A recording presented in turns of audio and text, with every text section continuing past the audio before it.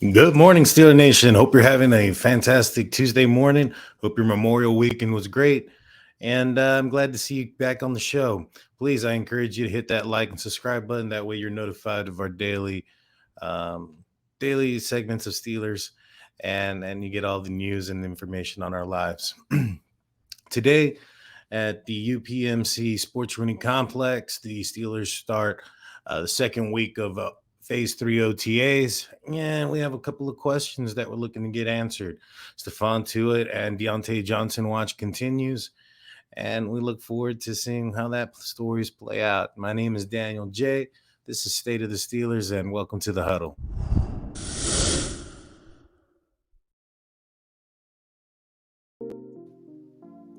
So, with Stephon Tuitt and Deontay Johnson a no-show in week one, all eyes are going to be to see if they show up this week. Again, this week two, phase three of OTAs is also voluntary. And so there's no guarantee that either guy are going to show up. More than likely, Deontay Johnson's going to be a no-show, given that he's in a contract dispute with the Steelers, and he's looking to make about $20 million a year. In my opinion, I don't think he's played to that, pay, and I don't think the Steelers are going to fork up that kind of money this year. Stephon Tuitt is the other one that's more interesting. He's been gone a year due to injury and also to the sudden passing of his brother last offseason. And with the amount of time that he's been gone, it'd be really nice to kind of see him in there. The Steelers have addressed the defensive line this past offseason in the draft with the selection of DeMarvin Leal in the third round out of A&M, and I think that kid's going to be pretty good. He's a local kid to me. I'm from Texas, so I'm looking forward to seeing him be a very successful member of the Pittsburgh Steelers. But last year also we moved up in we traded away draft picks in the draft last year for Loudermilk. And so I think the Steelers have put themselves in position to move on if Stephon Tuitt doesn't come in. But, looking back at a couple of different podcasts over the past week with the Ramon Foster show, DK had mentioned in one of the shows there that while he was doing interviews with the other players there, that he had seen that Stephon Tuitt's items were in his locker. So I think that's a positive sign. Ramon Foster himself doesn't seem to be too concerned with his absence at this point in OTAs, and seems to be at least confident that Stephon Tuitt will rejoin the Steelers at some point this year, this offseason. So I'm hoping he's back this year. There was some speculation that he was, back in Indianapolis, graduating from the University of Notre Dame. However, Arthur Moat stated that, Stephon Tuitt had graduated prior to OTA starting. However, if he did graduate just before the first week of phase 3 of OTA starting, he may want to, celebrate with his family about that. Graduating, it's something to be proud of. And so, and for him to be congratulated as. And so, with that being said, hopefully he'll be here, in week 2. The next thing that I had kind of gotten over, and I'm kind of hoping that we get a little bit more clarity, just for what I'm hoping for, was Jim Wexell from the Steel City Insider podcast, who's also a member of the Steeler media that is allowed to be out on the field and watch the players, during OTAs. He stated that the first week of OTAs was a little bit different than it had been in the past. In previous years, during this portion of the OTAs under Ben Roethlisberger, the offense and defense were more, in practice, it was more groups, 7-on-7, 11-on-11 type of group. And this year, it's more positional training, individual training with coaches. And I think that's good. Last year, this year, both years, our team is young. And so, getting back to the fundamentals and learning those basic fundamentals of football is really going to help our team.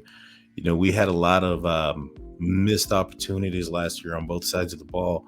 That experience and one-on-one training, I think, is going to be very helpful. We have 2 quarterback coaches.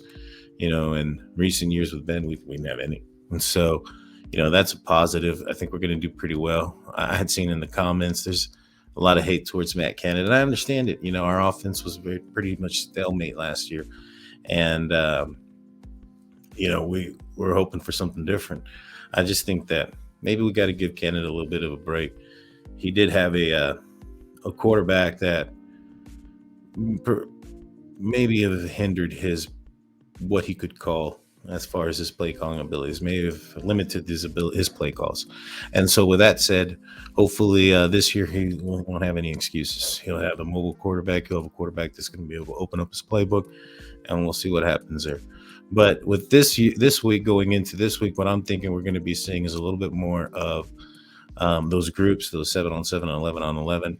And we're going to see where the players can shine mentally. This is going to be, it's still football in shorts, so there's not much you can do as far as the physicality of the sport, of the game.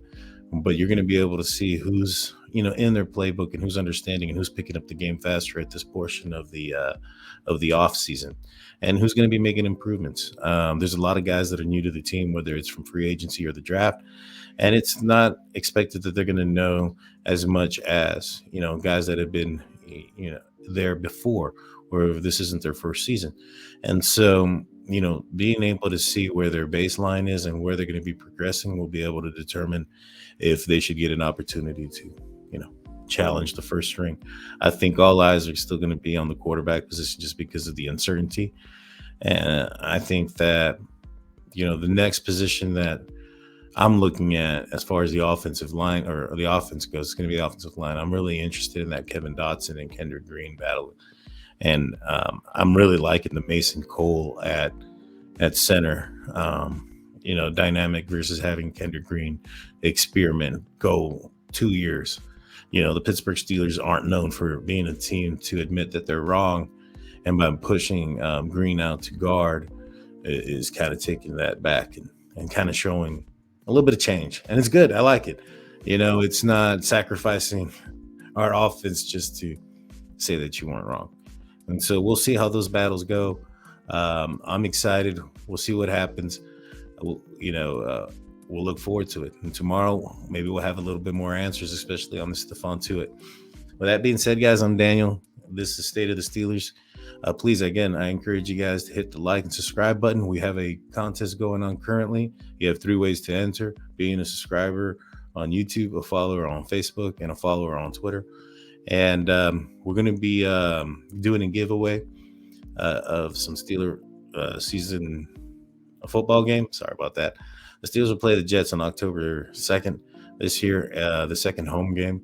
And we're going to be giving away 2 tickets to that game. Just please like and subscribe. We'll be announcing the winner of the giveaway on July 4th. It will be a live that will be going on live. So you will be have to be present on live to win.